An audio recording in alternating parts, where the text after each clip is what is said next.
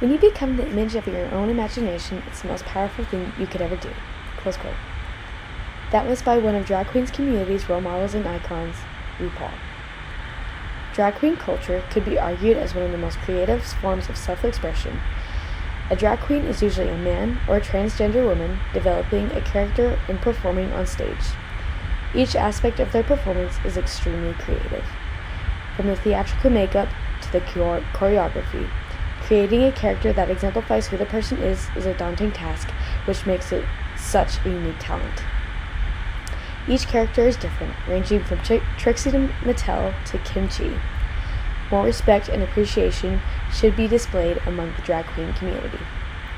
There is so much we as a community can learn from the drag queen culture, and it all has to deal with self-expression.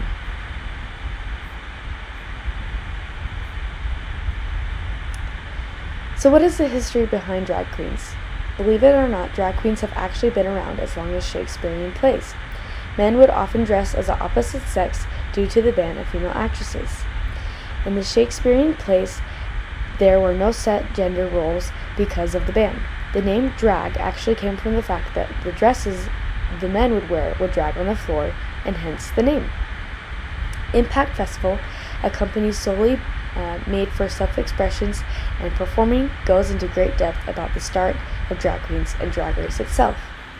An article from Impact states that one of the first ever reported drag queens was Princess Seraphina, aka John Cooper, who was a gentleman's servant and a messenger for gay men. John was a well-known cross-dresser around London and even answered to Princess Seraphina when he wasn't wearing women's clothes. Close quote. Many events and trials, such as laws being passed against them, like the masquerade laws, have happened to the drag queen community. That has led them to today.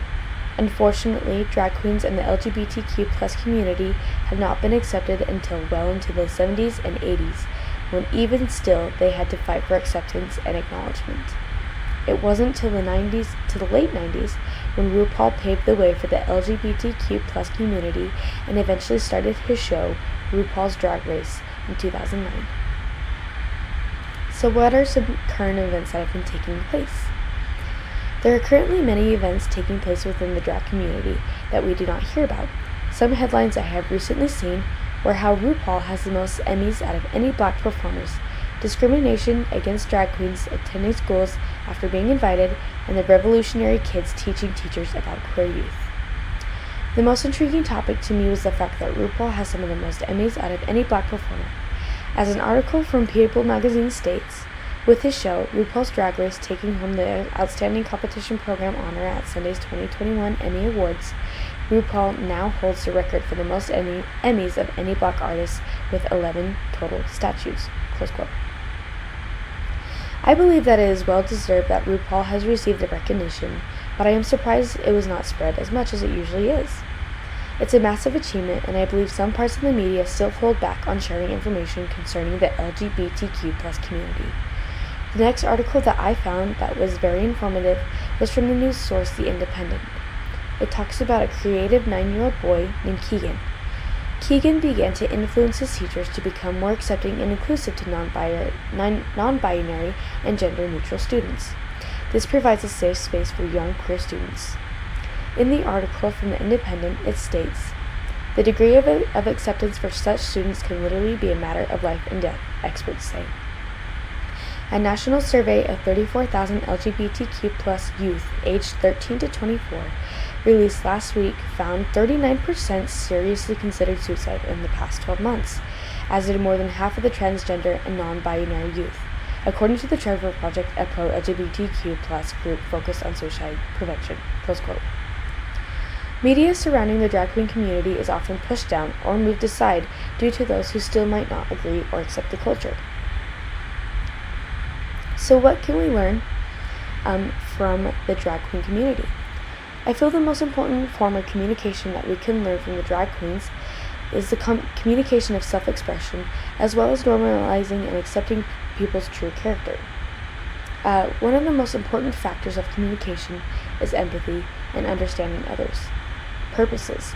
In an article from Psychology Today, Jennifer O'Brien discusses how the drag queen community is not an easy task and is a massive display of self-expression. It is physically, financially, and emotionally demanding, but it is important to stand out.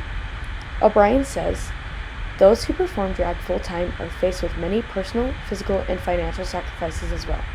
They also risk being discriminated against not only in public, but also within the gay community. It is key that the signaling behaviors are extravagant or loud enough to garner attention in an otherwise crowded environment and to help reach the attention of potential allies. In other words, it is critical to stand out." Close quote. Drag is freeing and is a beautiful form of self-expression.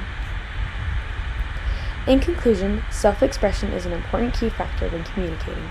It may not be as creative or extravagant as drag queen culture, but it is essential in our conversations to express who we are, what we stand for, and what is important to us. We can all learn from the drag queen culture and accept everyone for who they are. Thank you.